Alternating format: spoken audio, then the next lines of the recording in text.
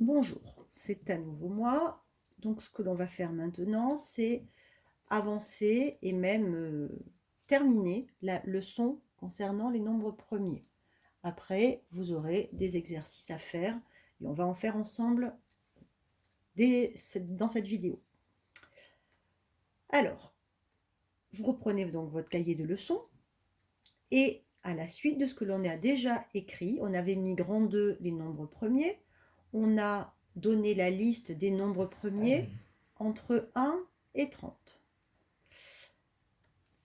À la suite, vous allez écrire grand 3, propriété.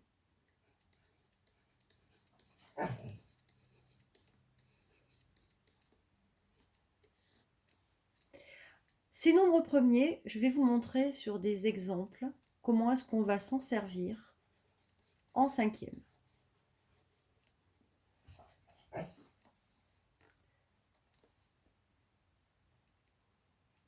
Prenons le nombre 60. 60, ce n'est pas un nombre premier. Eh bien, on va essayer de le décomposer en faisant un produit de facteurs. Donc, c'est pour ça qu'on a bien revu le vocabulaire concernant les multiplications et les autres opérations aussi au début de l'année. Donc, un produit de facteurs où tous les facteurs soient des nombres premiers. Alors, je vais vous montrer comment faire. Pour 60, par exemple, on peut dire que c'est 6 fois 10. 6, je peux le décomposer en 2 fois 3. Et 10, je peux le décomposer en 2 fois 5. Et bien maintenant, j'ai un produit de 1, 2, 3, 4 facteurs. Produit, c'est quand on fait des multiplications. Et chacun des facteurs est un nombre premier. Et on va les rassembler, ceux qui sont les mêmes. On va écrire 2 fois 2. Et on les met dans l'ordre croissant. Fois 3 et fois 5. J'ai donc décomposé le nombre 60 en un produit de facteurs, tous étant des nombres premiers. Et bien ça, on pourra le faire avec n'importe quel nombre entier. Tout nombre entier, et je vais écrire la propriété à côté là, vous allez l'écrire à côté ou en dessous, pourra se décomposer en un produit de facteurs étant tous des nombres premiers. Et cette décomposition, il n'y en a qu'une. Éventuellement, l'ordre peut changer, mais c'est tout. Les nombres premiers seront les mêmes.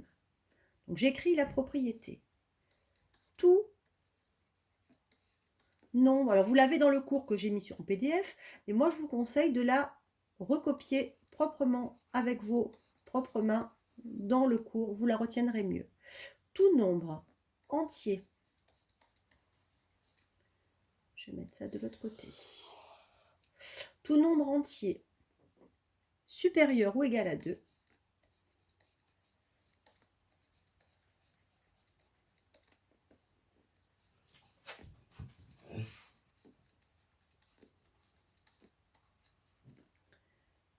se décompose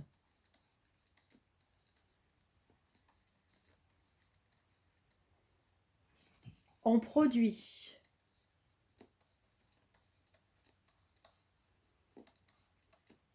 de facteurs premiers.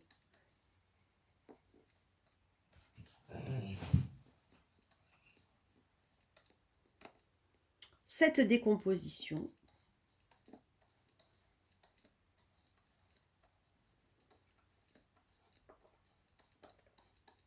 est unique, c'est-à-dire qu'il n'y en a pas d'autre, il n'y en a qu'une,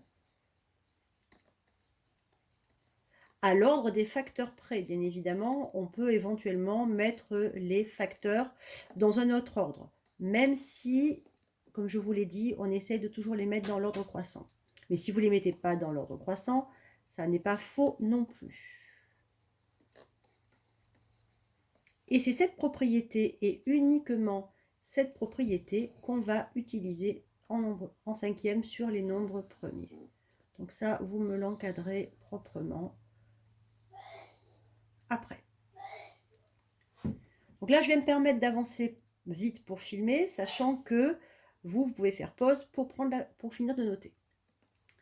On va voir 2 autres exemples, parce qu'on n'en a vu qu'un, et on va voir comment on s'y prend sur d'autres exemples. Et le cours s'arrêtera là, après on ne fera plus que des exercices. Je vais maintenant prendre un nombre, vous allez voir, qui va être un peu plus gros, un peu plus grand que 60. Je vais prendre 280. Alors 280, je peux écrire que c'est 28 fois 10. 28, c'est 4 fois 7. Et 10, c'est 2 fois 5. 4, c'est 2 fois 2. Et après, je n'ai plus que des nombres premiers. Et on les remet dans l'ordre. 2 fois 2 fois 2 fois 5 fois 7. Sur un nombre plus gros comme ça, je vais vous montrer une autre façon de présenter la façon de trouver la décomposition. Donc soit on fait comme je viens de le faire, c'est-à-dire qu'on décompose en écrivant des multiplications, soit on écrit le nombre, on tire un grand trait comme un trait de division à côté, et on se pose la question de savoir si ce nombre est divisible par chacun des nombres premiers dans l'ordre. Alors est-ce qu'on peut le diviser par 2? Eh bien oui, puisqu'il est pair. Et ça fait 140. Est-ce que je peux encore diviser par 2? Oui, parce qu'il est pair. Ça fait 70. Est-ce qu'on peut encore diviser par 2? Oui, parce qu'il est toujours pair. Et ça fait 35. Après 2, il y a 3. Est-ce que 35, je peux le diviser par 3? Non, il n'est pas dans la table de 3. 33 plus 5, ça fait 8. Après, il y a 5 dans l'ordre des nombres premiers. Est-ce que 35 est divisible par 5? Oui, et ça fait 7. Et 7, il est divisible par 7, et il reste 1. Et je vais trouver ici la décomposition que j'ai écrite ici. Donc il y a 2 façons de le présenter. Et après, de toute façon, il faut écrire la conclusion. Quand même, si vous le présentez comme ça, il faut écrire après que 280, c'est, on les compte, 2 fois 2 fois 2 fois 5 fois 7. Sur des nombres pas trop gros, les 2 méthodes sont très équivalentes. Sur des nombres un peu plus gros, ça sera peut-être intéressant de le faire en présentant sous forme de tableau. Mais encore une fois, les 2 sont justes. Donc un dernier exemple. Chaque fois, je vais un peu vite, mais vous faites pause si ça va trop vite. 1540. Je vais me remettre ça à droite, ça me gêne de ce côté-là. 1540. Alors celui-là, moi, j'ai pas envie de le décomposer en faisant des produits, parce qu'à part 154 fois 10, j'ai pas d'idée qui me viennent comme ça, de manière évidente. Donc je vais présenter comme je vous l'ai dit. On va diviser par 2 une première fois. Alors 1540 divisé par 2, soit on prend une calculatrice, soit on fait du calcul mental, ça fait 770. Il est toujours pair, donc je vais le rediviser par 2. Et ça fait 385. Et ensuite, je me demande, 385 est-il divisible par 3? 3 plus 8, ça fait 11, plus 5, ça fait 16. Il n'est pas dans la table de 3, donc il n'est pas divisible par 3. Est-il divisible par 5? Eh bien oui, il est divisible par 5, puisque ça termine par 5. Et ça va nous donner 77. 77 n'est plus divisible par 5, parce qu'il ne termine pas par 0 ou 5. Par contre, on peut le diviser par 7. Et ça fait 11. Et 11 est lui-même un nombre premier. Et donc, on peut diviser par 11. Et donc, notre 1540, il est égal à 2 fois 2 fois 5 fois 7 fois 11. Voilà, donc c'est à ça que vous allez utiliser les nombres premiers qu'on apprend en 5e, à décomposer des nombres en produits de facteurs premiers. Alors, Alors, ce que je vais faire, c'est maintenant vous proposer, alors on va être modeste aujourd'hui parce que vous n'avez pas non plus que ça à faire comme devoir. Je vais vous proposer 2 exercices, je les mets, vous ferez pause et je mets la correction juste après. Donc là, pour l'instant, je fais pause le temps de charger les exercices.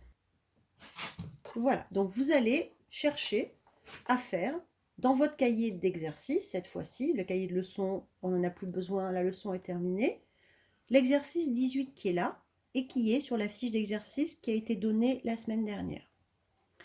Pendant que vous faites pause et vous cherchez, et moi je vais vous mettre la correction juste après. Alors, Marie a écrit que 180 égale 15 fois 12 et la décomposition en produit de facteurs premiers de 180. Est-ce que c'est vrai ou pas? Et si c'est pas vrai, ben on veut la bonne décomposition. Bien, non, ça n'est pas vrai. Parce que lorsque j'écris que 180 égale 15 fois 12, j'ai bien décomposé 180 comme le produit de 2 nombres, mais 15 et 12 ne sont pas premiers. Donc, Marie se trompe.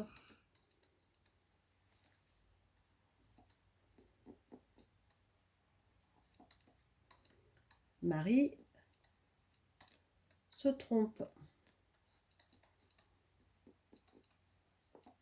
Mais par contre, on va utiliser cette décomposition. D'abord, c'était vrai hein, que ça fait 15 fois 12. Là, il n'y avait pas d'erreur. Parce que 5 fois 12, ça fait 60. Et je le fais doucement pour que vous réfléchissiez en même temps que moi. Et ensuite, 3 fois 60, ça fait bien 180. Parce que 15, c'est 3 fois 5. Donc, on va utiliser ce qui a été écrit là, par contre, cette première décomposition, pour la continuer et obtenir la décomposition produit de facteurs premiers. Donc, 15, c'est 3 fois 5. 12, on peut l'écrire 2 fois 6. Mais est-ce que là, j'ai uniquement des facteurs premiers?